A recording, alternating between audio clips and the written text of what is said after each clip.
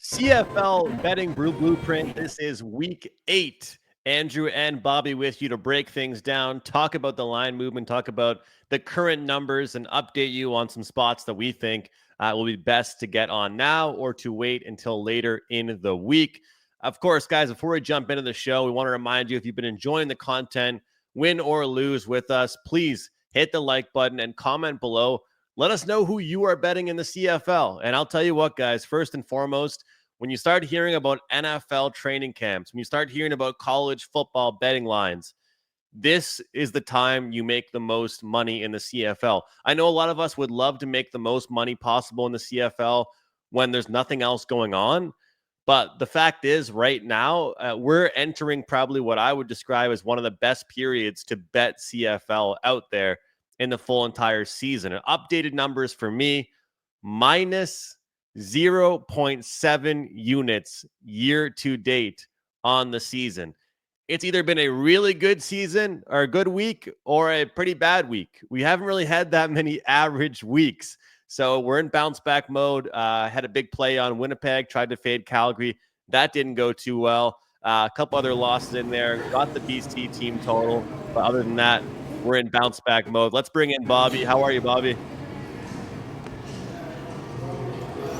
Good. I'm kind of in the middle of nowhere here, so if I bounce out, I'm just going to kick to my phone and rejoin. But just spent the afternoon on the deck.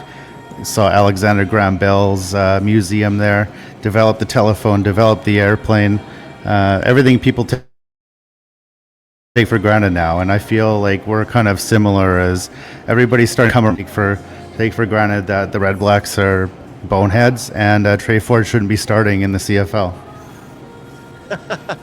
Somehow we're tying in Alexander Graham Bell and the Red Blacks. You love to see it.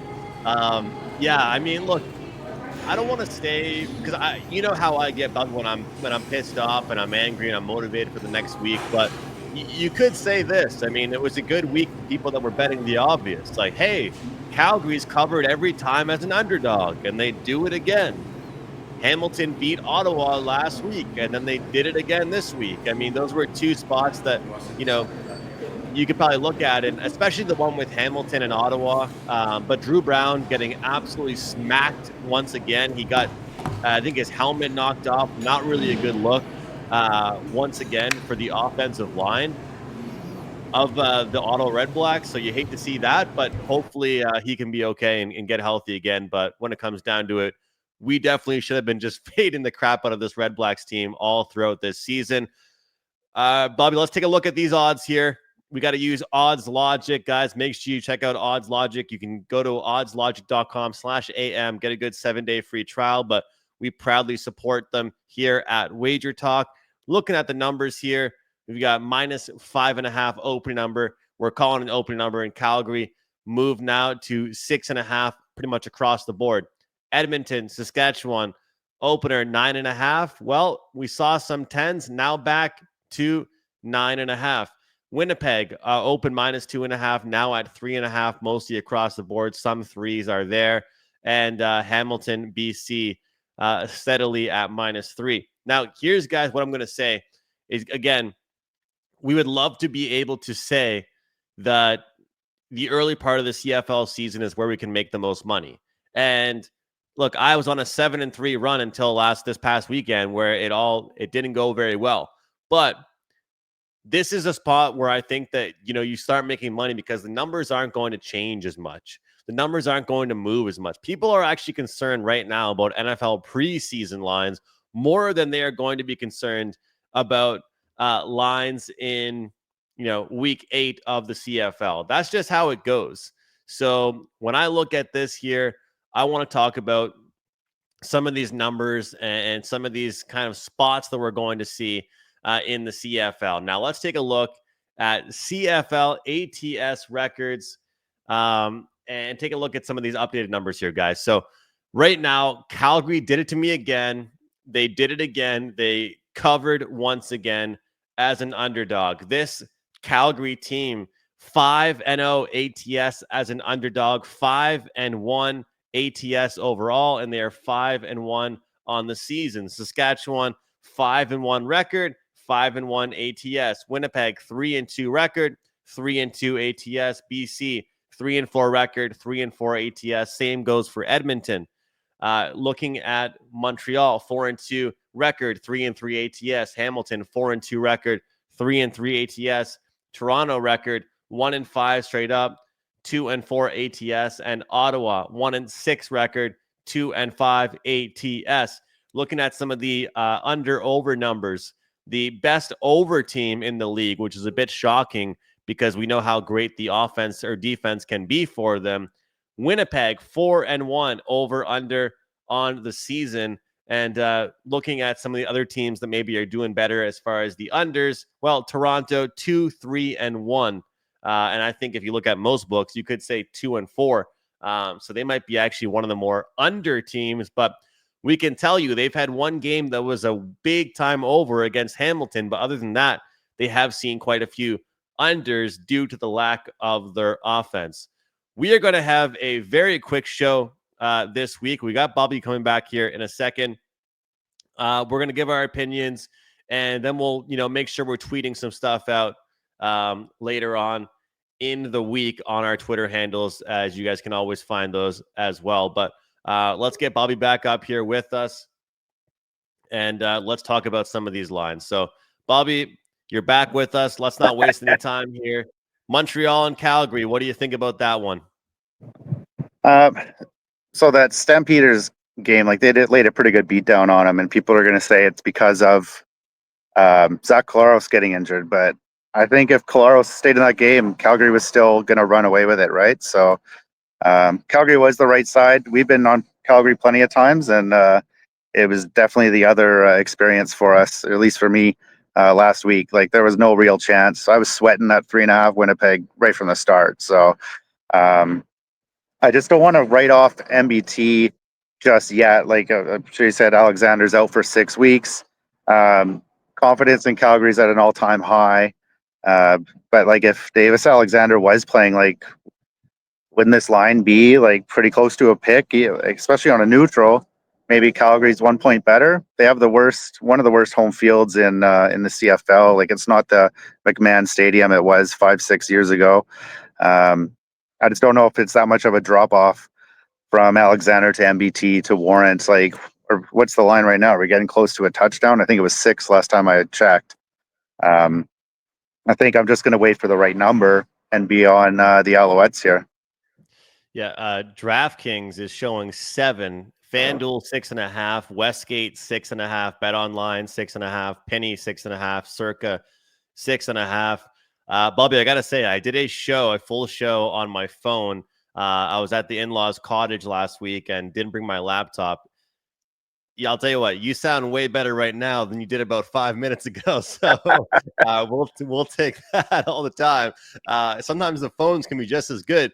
So here's the deal: is that that a big struggle that I have is like being pissed off at a team and then like be like, you don't want to be stubborn, right? Like, I've made some money on Calgary, but obviously I just lost a big one. And for anybody that follows Wager Talk, and you know how it is, Bobby, the 5% plays mean a lot to me.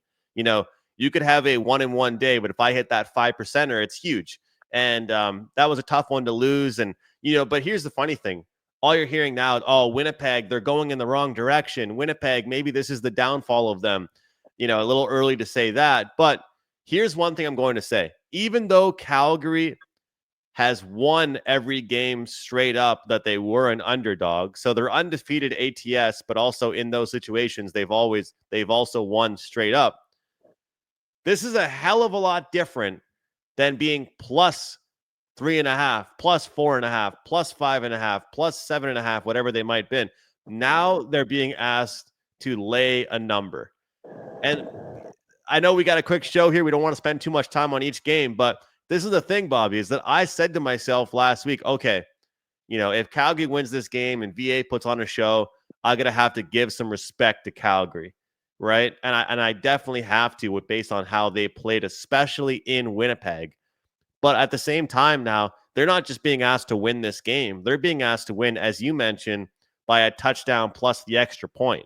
That's not easy. I know Montreal hasn't looked great without Davis Alexander out there, but they're still a pretty good football team.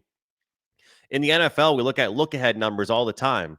I mean, to your point, what would the look ahead number be in this one? Like Montreal short, road chalk if it was Alexander, or now we got, backup. So maybe it would be a pick. Like, is this 6.5 just extremely based on the number that we've seen this season or the play we've seen this season? Like, to me, I can only go one way, and it's got to be the road dog here. Yeah, especially if it's creeped up to a touchdown. We were talking before, and I said if this is at like 5, I was trying to talk my way out of not taking the 5, and I guess just waiting for the number was my only excuse. So, I like Calgary. They're I've got them as the top team, but Montreal is still legitimate, and all MBT has to do is be not terrible, and they should be able to hold it within a touchdown. Yeah, so it should be a good one, guys. So we're going to look towards this number on Montreal that has gone from 5.5 to 6.5. As mentioned, DraftKings hanging a 7. Look, last week was the week that we were like, okay, let's see what Winnipeg can do off the bye. But based on this number, this isn't a plus price anymore. This is like, hey, this is the sports books, any of the ones that really do care about CFL betting, saying, okay, let's see how much all of you guys really like Calgary, because a lot of people, if you like Calgary, if you've made money on Calgary this year, you're going to probably be on them this week. So we'll see what happens in that one. This is another one that I like the dog here, Bobby. And if I can get a 10, I like it even that much more. But we have seen the number circulate back to 9.5. The Elks. One thing I saw, which is kind of interesting, is the only game they've covered is the game they won. Does that worry you here with the 9.5? I mean, this is kind of the point spread range that I'm only comfortable taking this Elks team in. Obviously, I know what you're going to update us, your thoughts on the quarterback situation. Does worry me a bit. The only time they've covered a point spread is that the game that they won. But this time it's not only like 4.5, 5.5. This is 9.5 points. I'm interested once again in backing the dog here. Yeah, we're getting into the Taylor Cornelius type numbers, like the 10s, the 12s, the 13s, and the interesting thing that's developed this week is that they're splitting reps at quarterback in Edmonton. So, I thought Mark Killam, the new head coach in Edmonton, might have been a condition of his employment that he has to start Trey Ford. But eventually, he just got to kind of think, am I going to have a job if I keep starting Trey Ford? How long are we going to let the better QB sit on the bench, right? So this is the first time that we've entered a week where Trey Ford isn't taking all of the first team snaps.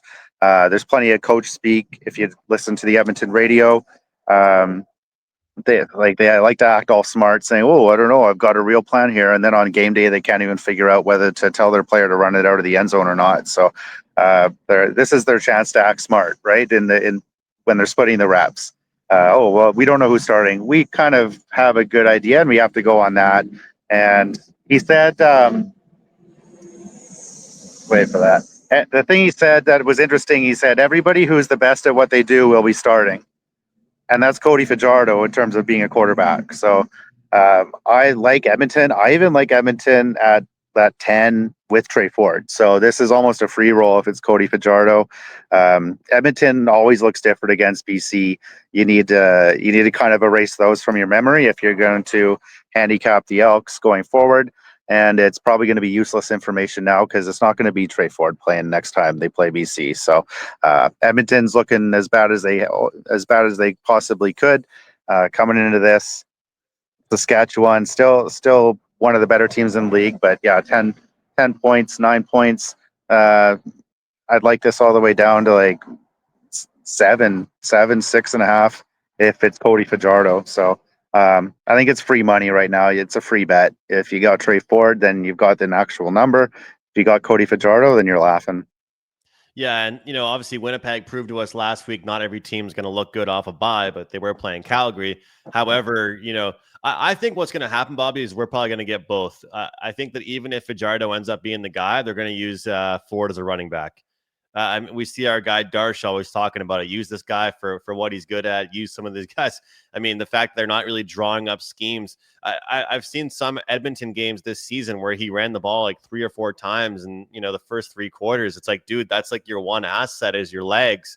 And then 2 weeks ago, when Fajardo came in, threw an absolute dart in garbage time to the end zone.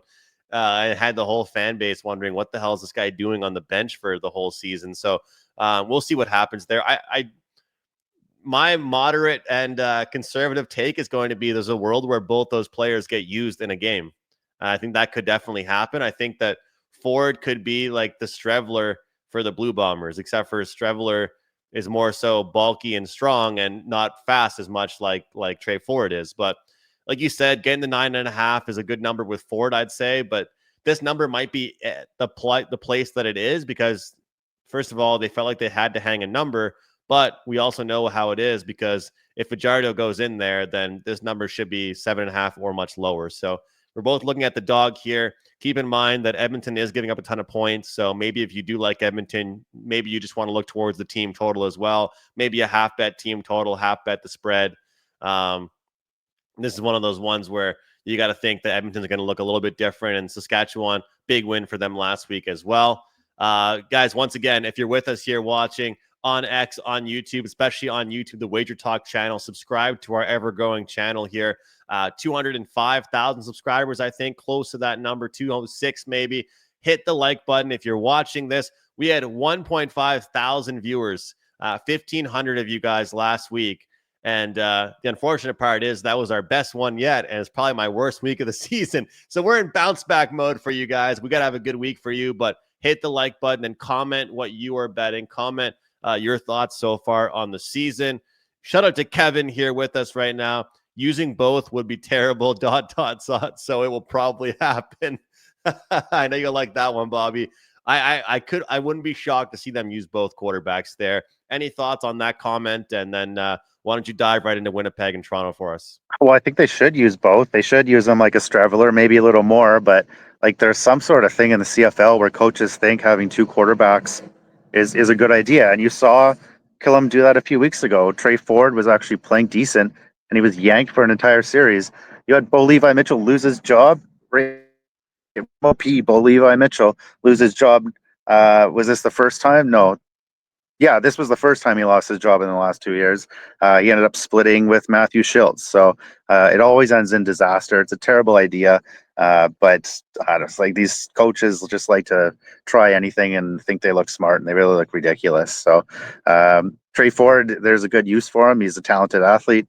He shouldn't be the main starting quarterback, especially with Cody Fajardo on the bench. If he wasn't, then maybe there's no reason not to go with Trey Ford. But there's a great reason to go with Trey Ford. You can save your season with Cody. All right. Well, we haven't talked totals yet, but a 50 in one game, 54 in the next, 51 in the next, and 55. 51 is the consensus total in the Winnipeg and Toronto game. As I mentioned, Toronto had that one game that flew over the total against Hamilton. Other than that, they've kind of struggled to put points on the board. So any game that's gone under for them, Bobby, has been because of them, not as much because of their opponent. If you liked Winnipeg laying 3.5 against Calgary, well, how do you like them laying 3.5 against the Argos is the big question. Of course, this time they're on the road.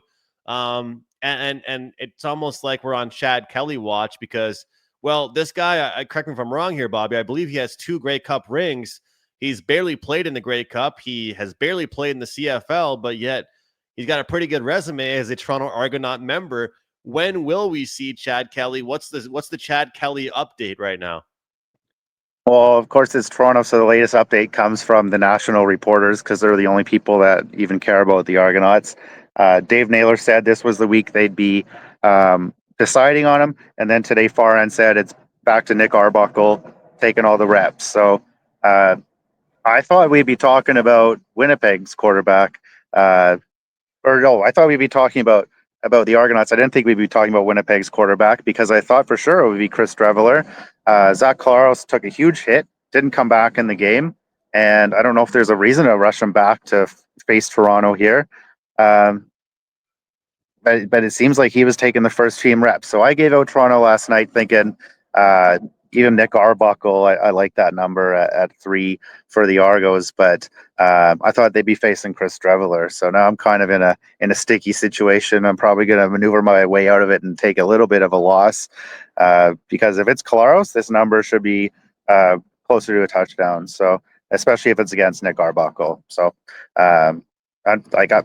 it just doesn't make sense to me. They've been so careful with him every time he's been injured. Chris Streveler is somebody that Mike O'Shea is incredibly loyal to. So it was very surprising to see that.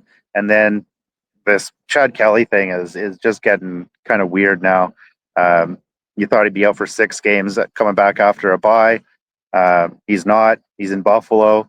Now he's, I don't know. Like, the guy broke his leg, right? So maybe we shouldn't be so surprised. But I don't know if it's time to panic yet for the Argonauts, because they have a team called Ottawa Red Blacks in their division, and they can backdoor their way into any playoff spot they want. But yeah, definitely interesting. I liked Toronto thinking it was Traveler, but if it's Collaros, I think this number is gonna jump up. I think this was a Streveler line they opened with, and it'll jump up closer to a touchdown. Yeah, I mean, that's the thing. Like you mentioned, they've been so safe with him, but I guess maybe they've been safe with him throughout the years because they've been dominant. Maybe they're like, man, we need this guy. We need him here to get the win. So we'll see. Let's see what Kevin has for us here with this one. Are we thinking this line is a setup for a move back below 3 later this week? Toronto should have won as 10-point road dogs last week. Winnipeg has looked sort of average lately. Edmonton held them close till the fourth quarter, and they got blasted twice by Calgary.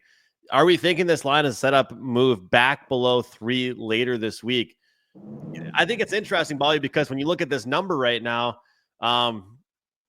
which Toronto team are you going to get? I mean, this is the thing. I feel like they've played kind of a mixed bag of teams. Like, they played the Alouettes twice. They've played the Stamps. They played the Riders. So, like, if we're being honest, the only 2 shit teams the Argos have played are the Red Blacks and the Ticats, and the Ticats don't even look that shitty right now. Yeah. It's a 9-man league, but I feel like this Argos team maybe doesn't look as shitty as they've looked. You know what I mean? Like, if you take away the 51-38 game, like, even look at the Riders game, it was 39-32. Their loss against against the Stamps is 29-19. Obviously, the Alouettes and Argos game just 26-25. People were shocked. I mean, Montreal outscored them 12-0 in the fourth quarter. But at the end of the day, that's kind of one of those ones where it's like, do you look at it as a good game for Toronto, or do you look at it as something that they let get away from them? What do you think about that comment there from Kevin?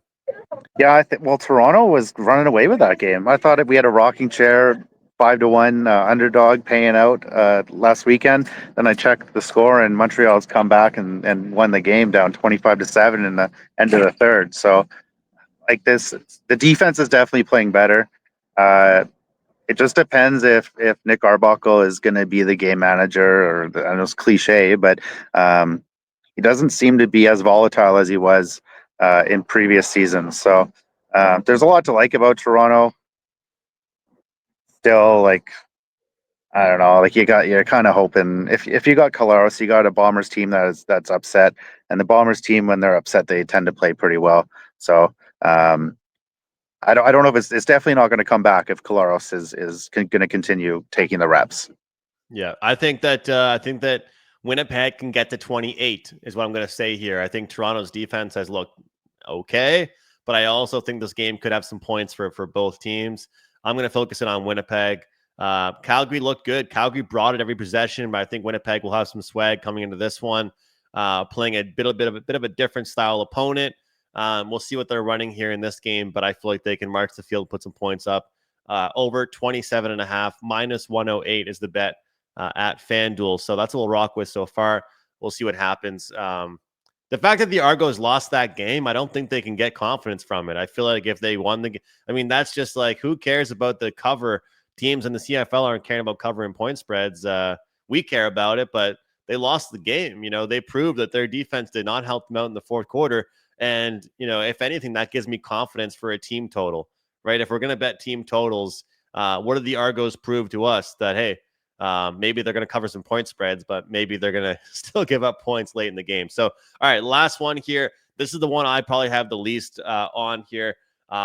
Your thoughts, Bobby, on the last game and concerning your BC Lions, -3 consensus number against the Hamilton Tiger Cats. They're playing at home here, this BC team. Yeah, BC, like they were never in that game against Saskatchewan, and it was clear they shouldn't have been favored in that game. I think they were 3 point. Well, I got the Riders at 3, so they were favored because they look at it good against Edmonton, um, and then Hamilton had that same opportunity against Ottawa, right? Like you play the Red Blacks, you get to showboat a bit. All Hamilton did was put up 20 points, but getting the ball spotted at their own 40 a bunch of times from these stupid field goals, right? So Hamilton had their chance to play well. Like they almost lost to Crum. So I think this line is pretty much where it's at. If it goes any higher, maybe I'll grab the Ticats, but no action for me here. I think BC should be a short favorite, especially at home. It's a long trip for all these Eastern teams to come out, and they usually don't play very well. Yeah, we mentioned last week that it was 3 straight road games for BC, and then the last one was their first game back at home. Kind of an angle I usually fade in the NHL. Didn't really think about it last week. Got lucky as hell. I mean, as much as it was a bad week for me, it could have been a disaster. I got lucky with that backdoor team total, Bobby. So I can't really be bitching too much because that was like the best win I'm going to have all year. And it's kind of funny. It reminds me of golf. It's like you usually hit your best putt on the day when you're putting for like double bogey and you Yeah. can't hit that way. That's kind of how I felt with that win. It was like the day after I lose the 5%er, I end up, getting this backdoor 3% team total. So I'll take it. But yeah, they lose that one last week and maybe they'll bounce back this week. And, Hamilton's looked great. They've looked great. They're putting points on the board, back-to-back wins against Ottawa. Sometimes we say that when a team plays against a bad team and looks fantastic, let's not really, write too much into that, although they have beat some good teams as well. Maybe after 2 good performances against Ottawa, Hamilton goes ahead and puts up a stinker on the road in BC. So we'll see what happens. Guys, make sure you follow Bobby at Mr. Surrey Jack, myself at McInnis Picks. Before you get out of here, do us a favor, smash that like button like the Elks usually get smashed every week. Hopefully not this week, though, because we're probably going to be on them plus 9.5. Have a good week, guys. Best of luck, and we'll both see you next time right here on the Betting Blueprint.